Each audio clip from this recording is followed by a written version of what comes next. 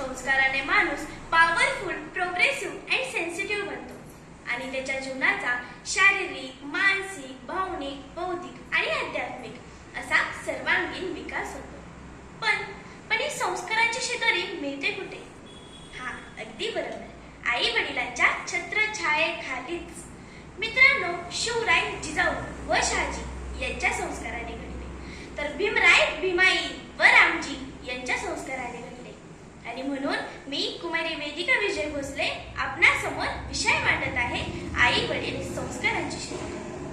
मित्रांनो, मुलांना जीवनात जे हवं ते वेळी देणारी आई म्हणजे एक कल्पवृक्षच.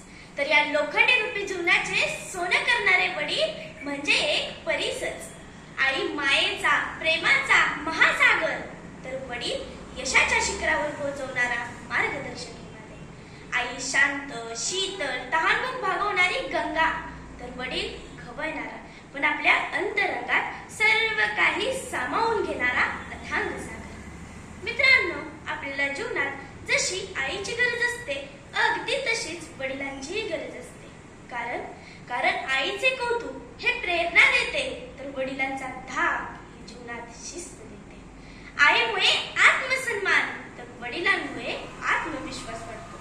आईची शाबासकी ऊर्जा देते, तर वडिलांची कान उघडणी ही जीवनात यशस्वी करते.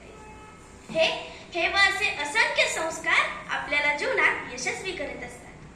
मित्रांनो, आपल्याला शाळेत काटकोण, लघुकोण, विशाल कोण हे शिकवतात, परंतु जीवनाचा दृष्टिकोन, हो, जीवनाचा दृष्टिकोन मात्र आई वडिलांच्या संस्काररूपी विद्यापीठातच मिळतो. त्यातून वाणी, विचार व वर्तन यात परिवर्तन होते. उठता, बसता, चालता, बोलता, काही गोष्टी यामधून ते आपल्याला संस्कारांची शिदोरी देऊन हा खडतर जीवनाचा मार्ग सुकर करतात. मित्रांनो, मोठमोठे कवी, लेखक, वक्ते, व्याख्यान हे म्हणतात, स्वामी तिन्ही जगाचा आई विना भिकारी. मग वडिलांचं काय हो? जर जीवनात आई असेल व वडील नसतील तर चालेल का हो? नाही ना.